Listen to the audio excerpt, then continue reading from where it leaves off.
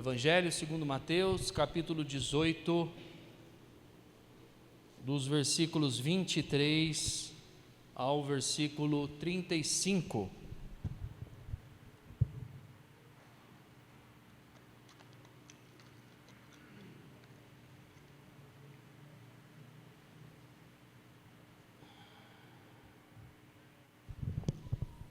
Diz assim a palavra de Deus: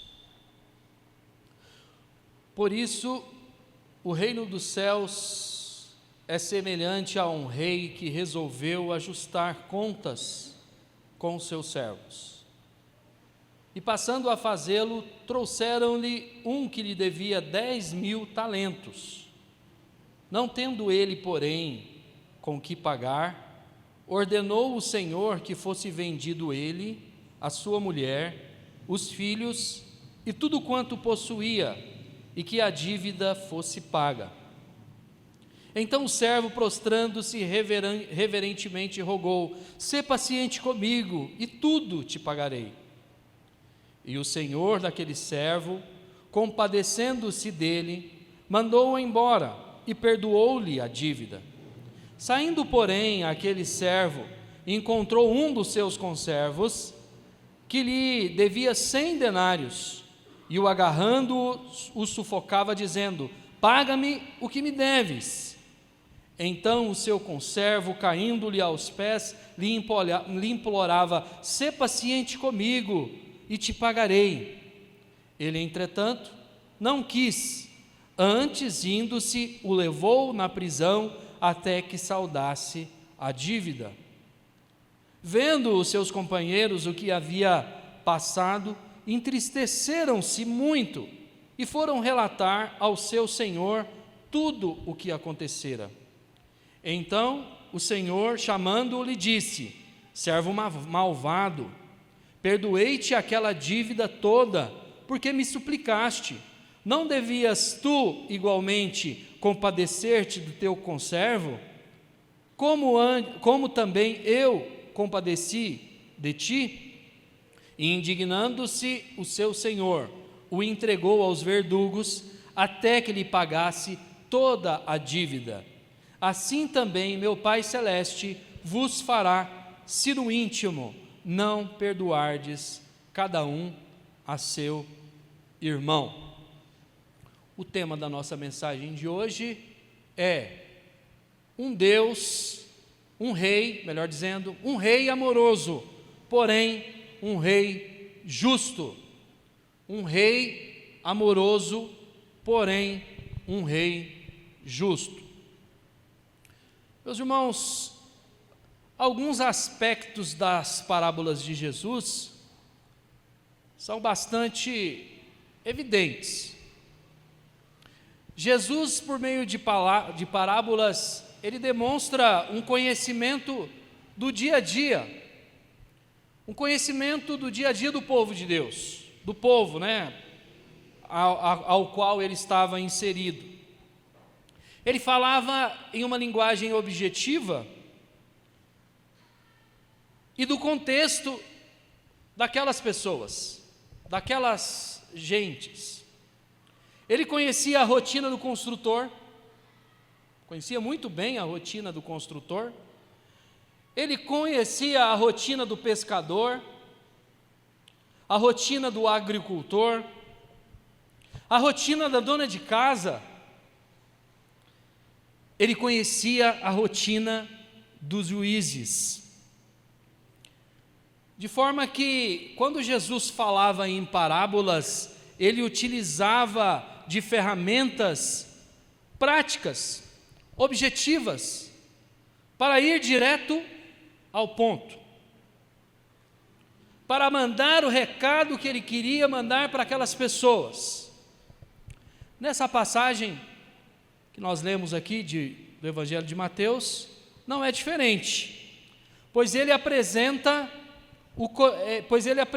aqui o cotidiano do Senhor e dos seus servos. Todos nós sabemos, irmãos, por que Jesus falava em parábolas. Nós temos conhecimento disso, é sabido de todos nós. Por que Jesus falava em parábolas? O Evangelho segundo Marcos, capítulo 4, versículo 34, nos dá uma pista de por que Jesus falava em parábolas. Diz assim: e sem parábolas não lhes falava, naquele momento especificamente. Vamos entender o contexto aqui. Não é que Jesus sempre falava em parábolas, mas algumas coisas ele sempre falava em parábolas. Tudo, porém, explicava em particular aos seus próprios discípulos. E os versículos 10 e 11 do mesmo capítulo esclarecem um pouco mais essa questão. E lhes respondeu: a vós outros vos é dado conhecer o mistério do reino de Deus. Mas aos de fora, tudo se ensina por meio de parábolas, para que vendo, vejam e não percebam, e ouvindo, ouçam e não entendam, para que não venham a converter-se e haja perdão para eles. Fica claro para nós aqui, por que Jesus falava em parábolas? Porque a pregação do nosso Mestre, Senhor Jesus Cristo, não é uma mensagem para todas as pessoas. Não são todas as pessoas que são alcançadas pelo Evangelho de Cristo Jesus. Não são todas as pessoas.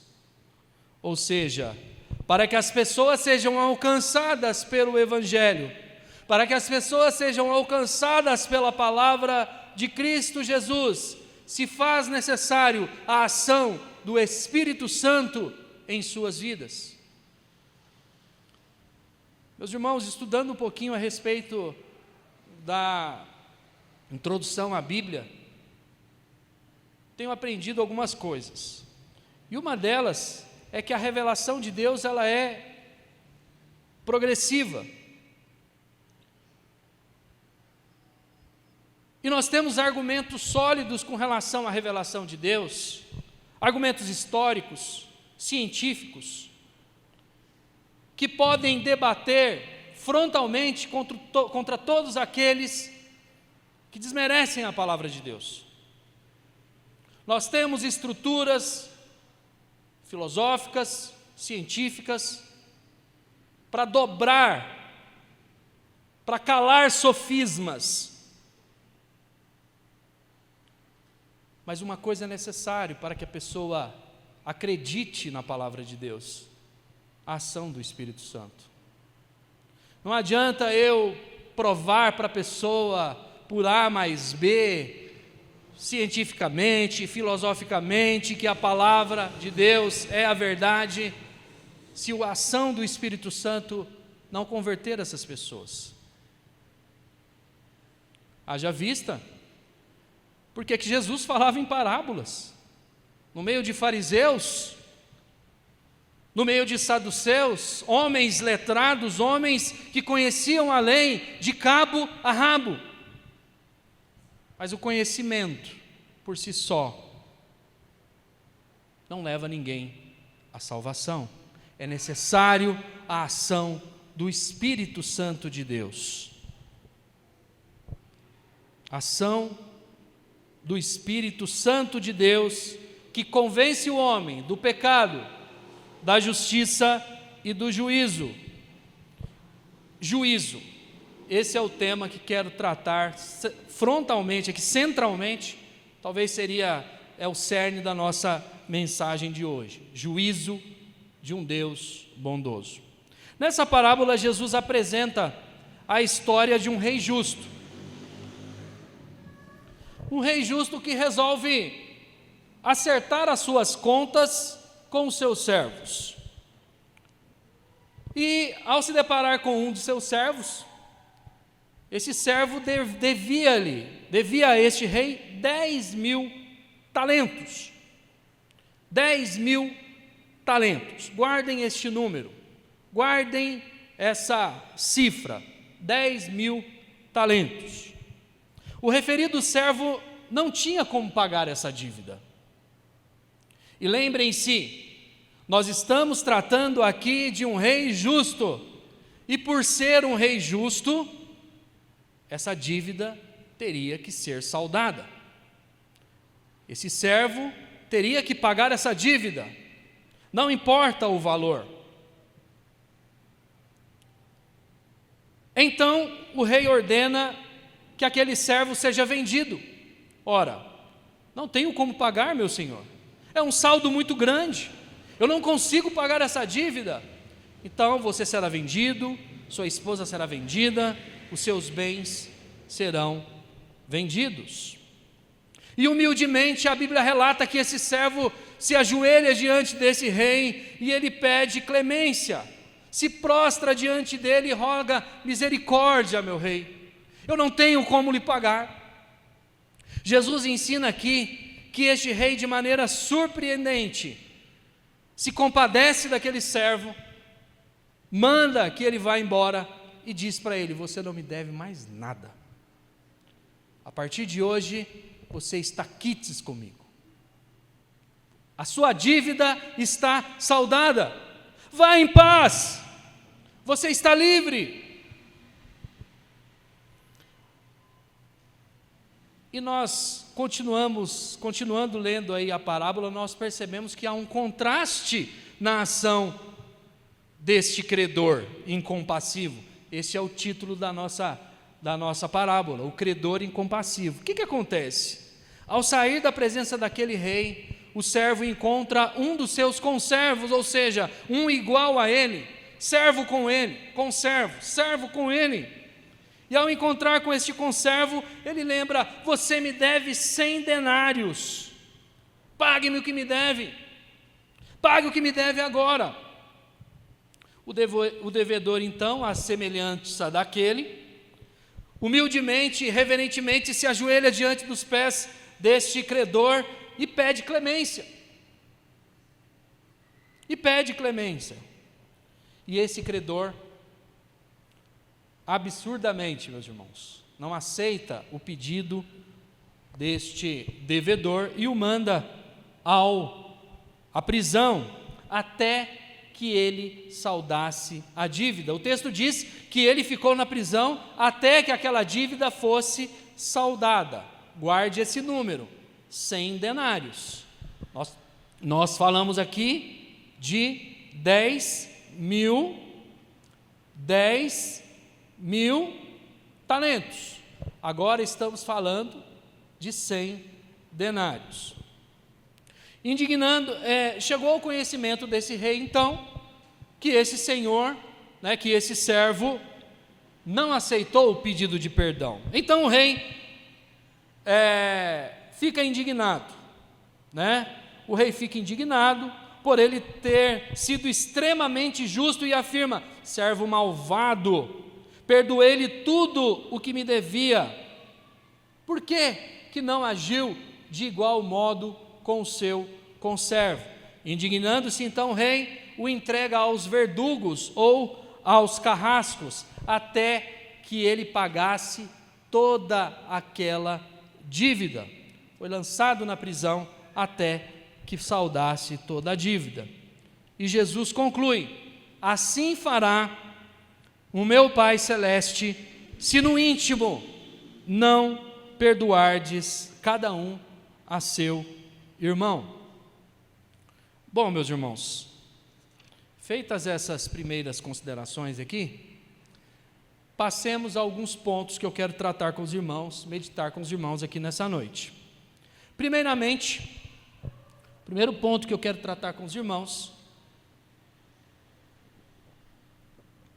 é que haverá um dia em que terá um acerto de contas.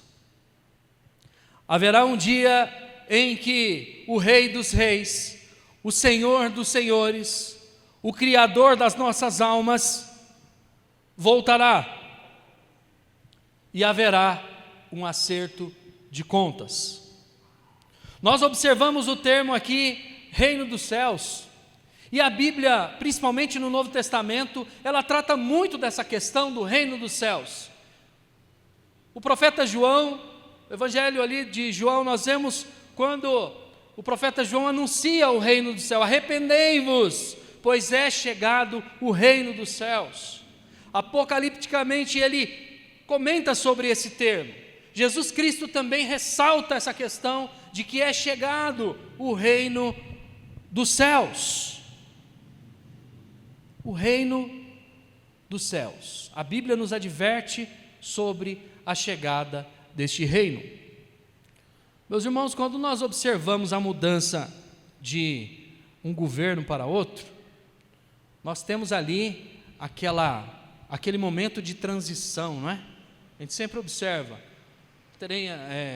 no dia tal de janeiro, está marcada uma reunião com os ministros do governo anterior, para o governo da situação, em que haverá um momento de transição. Então há um acerto de contas, haverá um momento de transição. Não que Deus não reina, Deus já reina, mas quando da restauração de todas as coisas, é necessário que Ele volte, e esse acerto de contas aconteça. A Bíblia é clara sobre isso. João anuncia de maneira enfática sobre esse reino. Jesus anuncia de maneira enfática sobre esse reino. Mas não essa conta aqui que nós vemos que esse rei vai acertar conosco, e a parábola anuncia, não é qualquer conta, não é qualquer dívida, não é uma dívida em que você faz ali, antigamente tinha aquela cadernetinha, não sei aqui quem é que comprava na época da cadernetinha, anotava na cadernetinha. Não é esse tipo de conta, meus irmãos. A Bíblia é enfática aqui ao dizer que aquele servo devia 10.000 talentos. 10.000 talentos. Segundo o teólogo Matthew Henry, os nossos pecados, pela abominação da sua natureza, são equivalentes a talentos. Os nossos pecados, segundo a abominação que eles têm, são equivalentes a talentos, a maior denominação que era usada para a contagem de dinheiro e de peso. Jesus não usou o termo 10.000 talentos por acaso. Houve uma necessidade específica, pedagógica, para o uso desse termo. 10.000 talentos. Os exemplos dessa unidade, eles são relatados na Bíblia muitas vezes. Eu trouxe 2 deles aqui para que a gente observe. Mateus capítulo 25, versículo 14 e 15 diz: pois será como um homem que, ausentando-se do país, chamou os seus servos e lhes confiou os seus bens. A um deu 5 talentos, a outro 2 e a outro 1, a cada um segundo a própria capacidade. E então ele partiu. Então nós vemos aqui uma outra parábola, inclusive com o título a parábola dos talentos, que muitas vezes nós usamos erroneamente, que quando nós escondemos o nosso talento ou nossas habilidades. Não, aqui são valores, o talento ali era o peso. Então cada pessoa recebe uma quantidade de talento, e a Bíblia diz aqui, de acordo com a sua capacidade. Então é proporcional, a coisa é proporcional. É dado a nós a quantidade de talentos que cada um pode carregar. Não haverá desculpas. Não haverá: Senhor, o Senhor me deu um talento muito pesado, pelo qual eu não conseguia. Moisés, Senhor, eu não sei falar, eu sou pesado em línguas, a minha língua é pesada, eu não consigo falar. Moisés, vai, eu falei para você ir, fala com Arão, vai lá, resolve, Moisés. Eu te chamei, eu vou te capacitar. Não há desculpas. Não há desculpas. O profeta Zacarias, capítulo 5, versos 7 e 8, diz o seguinte: eis que foi levantado um talento de chumbo, e uma mulher estava sentada no meio do efa, e ela disse: esta é a impiedade, e a lançou dentro do efa, e pôs sobre a boca dele o peso de um chumbo. Todo pecado é como uma carga de um talento de chumbo. Esta é a impiedade. Para se ter uma ideia, meus irmãos, dessa questão do talento, fechando essa questão do talento, essa unidade de medida, para que um trabalhador comum ganhasse um mísero talento, para que ele pudesse ganhar um mísero talento, era necessário que ele trabalhasse 100.000 semanas. E o nosso devedor aqui devia 10.000 talentos. Quantas vidas seriam necessárias para que essa dívida fosse saldada? Será que se esse homem tivesse 3 vidas, eu confesso para os irmãos que eu tentei fazer um cálculo aqui de quantos anos ele teria que trabalhar, mas eu desisti, né? Eu desisti porque eu não sou muito bom de matemática, não. Eu me perdi no caminho. Talvez o presbítero Davi ali conseguiria, o Daniel aqui, esses homens da matemática, mas eu desisti no meio do caminho, me perdi nos cálculos. Enfim, meus irmãos, eu não sei se esse homem tivesse 2, 3, 4 vidas, ele teria capacidade de saldar aquela dívida. Onde eu quero chegar com isso, meus irmãos? Aliás, o que Jesus queria chegar com isso? Onde Jesus queria chegar com isso? O que Jesus quer nos ensinar aqui com essa passagem? Ele me ensina que a minha dívida diante dele é impagável. E cada dia essa dívida aumenta mais. Se cada pecado, meus irmãos, equivale a um talento, cada dia eu estou mais distante de saldar essa dívida. Eu sou incompetente, eu não consigo por mim mesmo saldar essa dívida. É necessário um mediador, é preciso um auxiliador, é preciso um espírito que me convença dessa tamanha distância existente entre mim e a santidade do nosso Deus. Uma dívida impagável. Eu não estou afirmando aqui, meus irmãos, que nós devemos continuar pecando. Não estou incentivando a igreja a se manter, a continuar no pecado. Não é isso, pelo contrário. O que eu estou querendo dizer aqui é que nós somos pecadores perdoados por um Deus justo, e nós merecemos todas as punições necessárias para que essa dívida seja saldada. Mas nós temos um Deus bondoso, misericordioso, que nos diz: vai, você está livre, a sua dívida está cancelada, o meu filho já pagou na cruz do Calvário, tendo cancelado o escrito de dívida que era contra nós e que constava sob ordenanças, o qual nos era prejudicial, removeu-a inteiramente, encravando-a no madeiro. Cristo Jesus, Ele já pagou essa conta. Você está perdoado. Você está perdoado.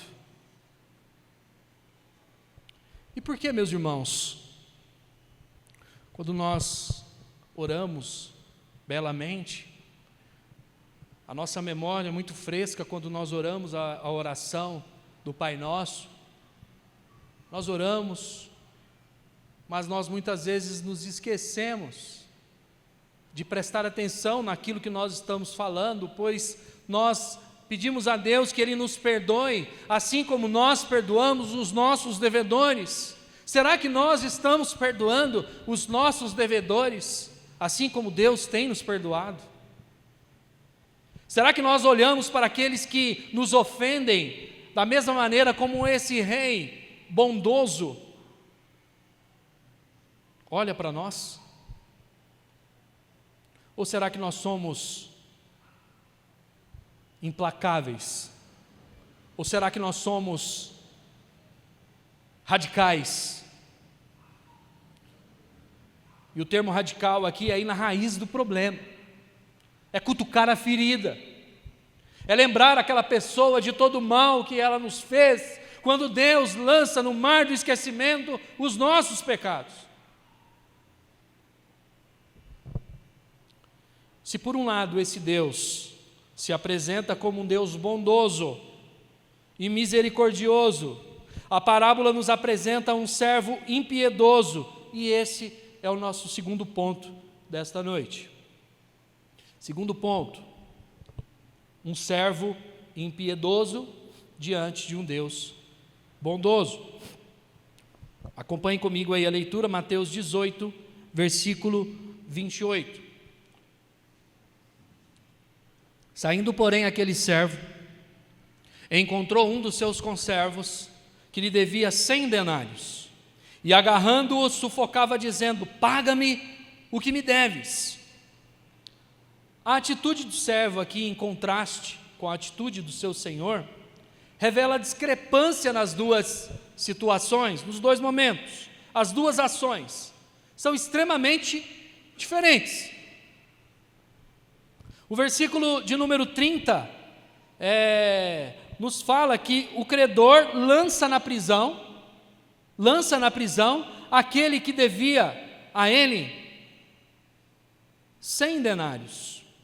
Ele lança na prisão até que essa dívida seja paga. A Bíblia é clara, você pode observar aí no versículo 30, essa dívida, ela foi paga. 100 denários, meus irmãos, equivale a 3 meses de trabalho.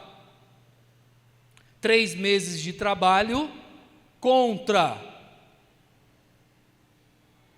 1000 semanas, 1000, olha para você ver, está vendo a matemática? 1000 semanas, eu fiz o cálculo, 1000 semanas, muito bem, 1000 semanas, 100 denários,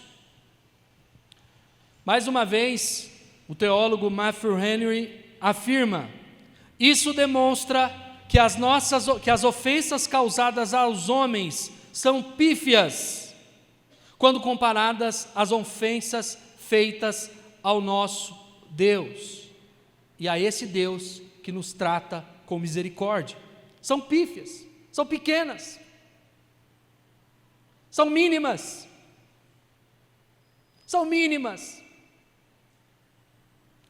É um terreno que precisa ser dividido na família. Quanto vale um terreno, meus irmãos? Quanto vale uma casa? Quanto vale um carro? Quanto vale? Quanto vale uma motocicleta?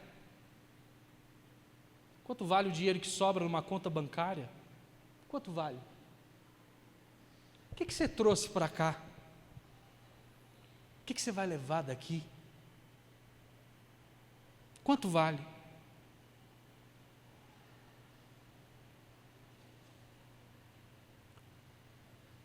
Misericórdia.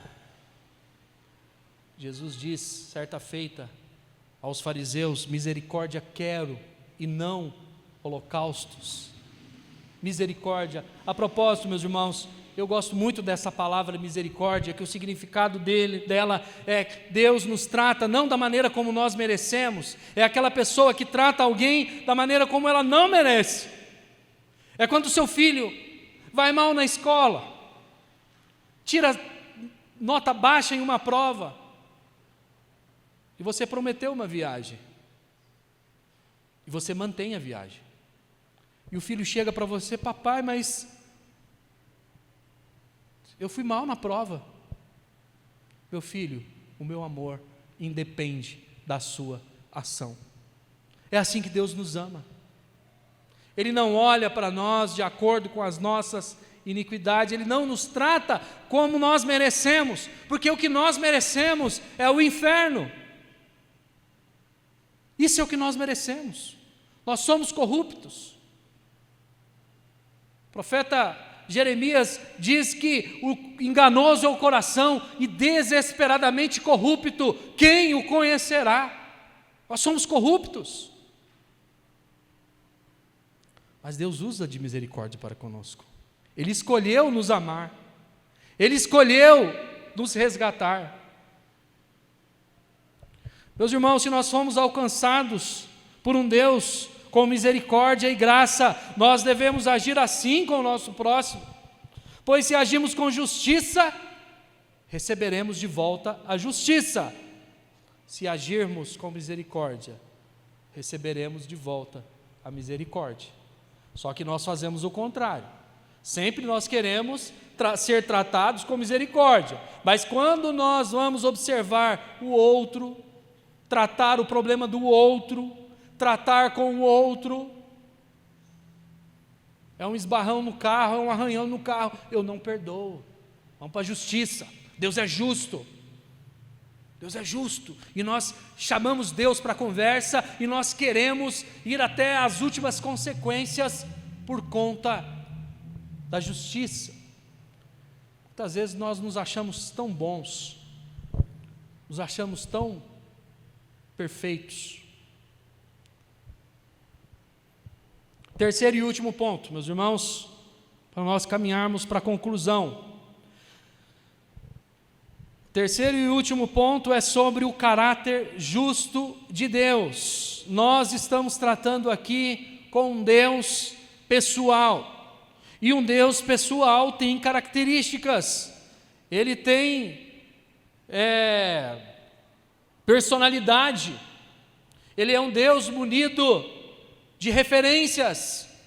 Nós não estamos tratando com um Deus feito de madeira, que tem olhos, mas não veem, boca, mas não fala, ouvidos, mas não ouvem, mas nós estamos tratando aqui com um Deus verdadeiro, um Deus transcendente, criou todas as coisas, mas um Deus imanente, que está no meio de nós, que age por meio de nós, e age conosco. Esse Deus tem personalidade, e uma delas é a justiça. Nós aprendemos que Ele é amor, mas nós aprendemos também que Ele é justiça. Jesus não nos priva deste conhecimento, não nos priva deste conhecimento. São muitas, meus irmãos, as asseverações que nós ouvimos daqueles que negam a verdade de Deus, daqueles que são contrários à palavra de Deus. São muitas. Uma delas é a seguinte: quem aqui nunca ouviu essa pergunta? Se Deus é bom, por que Ele deixa as pessoas irem para o inferno?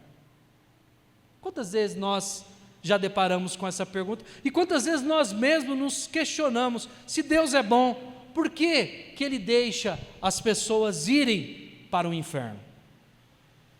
Meus irmãos, a doutrina do inferno não é algo que nós gostamos muito de ouvir. A gente vem para a igreja, a gente quer ouvir sobre o céu, como é que vai ser lá, né? A gente pergunta para o pastor: pastor, como é que vai? Eu vou ver Jesus? Teve um aí que esses dias estava perguntando: eu vou jogar bola lá no céu? Eu vou pular de paraquedas no céu? Eu falei: bom, o paraquedas é um mecanismo de proteção. Se eu vou ser eterno, eu acho que eu não vou precisar de paraquedas. Eu vou voar, meu irmão, eu vou voar, né? Então, a gente pergunta, não é pecado perguntar, meus irmãos, não é pecado. Mas, por que existe o inferno? Já parou para pensar? Se nós temos um Deus bom, um Deus justo, para que tem o inferno? Ou será que é só uma historinha contada para nos amedrontar? Para nos fazer, para fazer com que nós estejamos atentos aí, com medo, né? Será que é uma história contada por um pai, a mesma história que era contada do homem do saco, né? O homem do saco, ó, cuidado com o homem do saco, cuidado com a mulher de branco. Será que é isso? Não, meus irmãos, não é uma historinha contada. O inferno é um lugar, ele existe.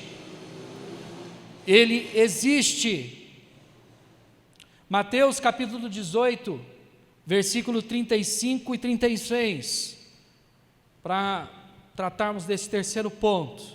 Indignando-se o seu senhor, o entregou aos verdugos, até que lhe pagasse toda a dívida. Assim também o meu Pai Celeste vos fará, se do íntimo não perdoardes cada um a seu irmão. Meus irmãos, antes de continuar aqui, é importante nos atentarmos ao versículo 36. O nosso relacionamento com Deus reflete no nosso relacionamento com o próximo. Eu não posso ter uma vida de santidade com Deus se eu não tenho uma vida de santidade em todos os aspectos da minha vida. Isso reflete no trabalho, na igreja, no namoro, no emprego, no relacionamento com o patrão, a maneira como eu trato o meu patrão. Certo, meus irmãos? Diz o seguinte: assim também o Pai Celeste vos fará. Fará o quê? Lançar naquela prisão de tormento, se do íntimo não perdoares o teu irmão. Tem que ser de verdade. Não é só aquele tapinha nas costas. Está perdoado, irmão. Beleza, irmão, está tudo certo. Não, do íntimo. Tem que ser do coração. Tem que vir de dentro para fora. É aquele irmão que você vai orar por ele. Vem cá, responde para mim uma coisa. Você já orou e pediu para que Deus mudasse a impressão que você tem de um irmão? Você já fez isso? Meu irmão, Senhor, eu não vou com a cara daquele irmão. Senhor, ele é teu servo, é tua ovelha, Senhor. Muda meu coração, muda a maneira como eu olho para aquele irmão. Tira esse preconceito do meu coração, Senhor. Me ajuda a amar esse irmão, me ajuda a andar com ele, me ajuda a perdoar ele, me ajuda a aceitar ele do jeito que ele é. Você já parou? Você já fez essa oração? Se não fez, é hora de fazê-la, porque nós temos irmãos assim. Eu digo que é verdade, porque eu tenho irmãos assim, eu conheço pessoas assim, e meu coração precisa ser transformado, meus irmãos. Eu preciso aceitar essas pessoas. Eu vou morar no céu com elas, não vou? É o mesmo céu, eu vou dividir o mesmo céu com elas. Eu preciso amar do fundo do meu coração.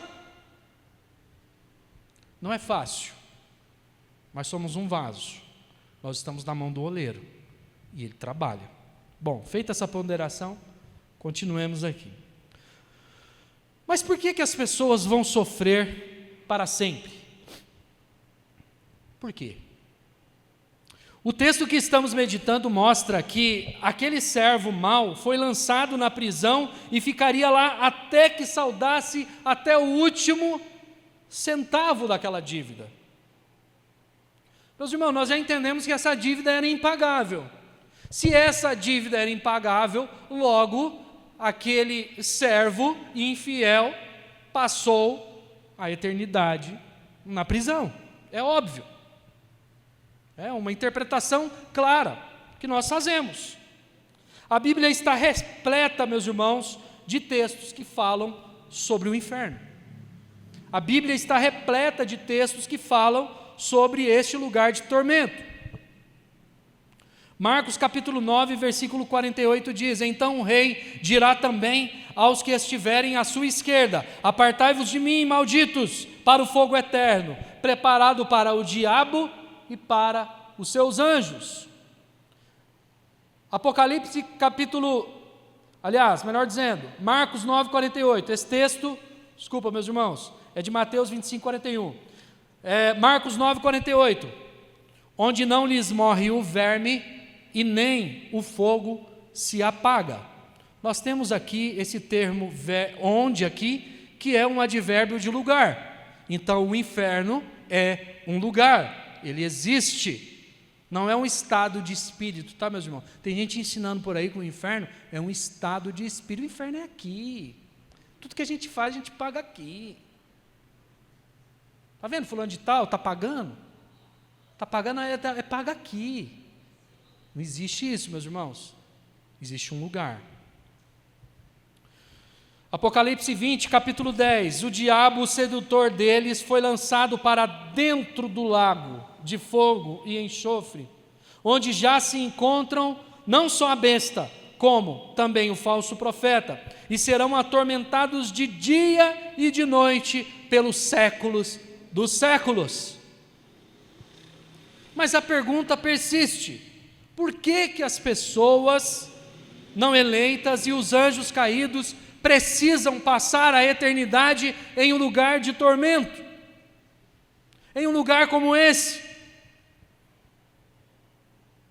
Essa verdade, meus irmãos, tem a ver com o caráter justo deste rei, com o caráter correto e libado desse rei.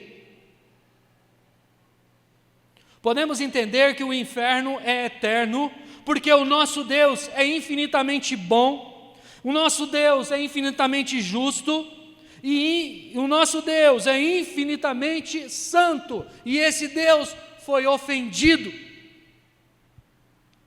Por isso que as pessoas precisam passar a eternidade no inferno.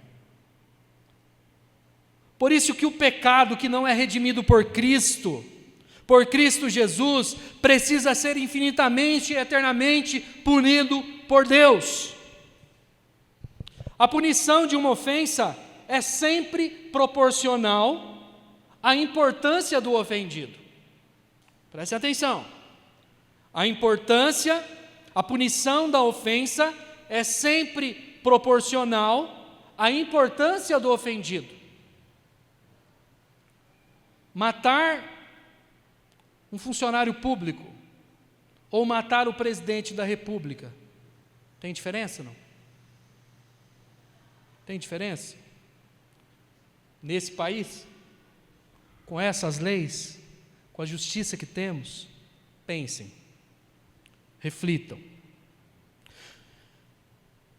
Quando alguém abre mão do sacrifício de Cristo, quando alguém quer se chegar diante de Deus por si só, quando alguém acha que não precisa de Jesus, que por meio das obras que elas são salvas, quando alguém abre mão desse sacrifício, ela se apresenta diante de Deus sem esse justificador,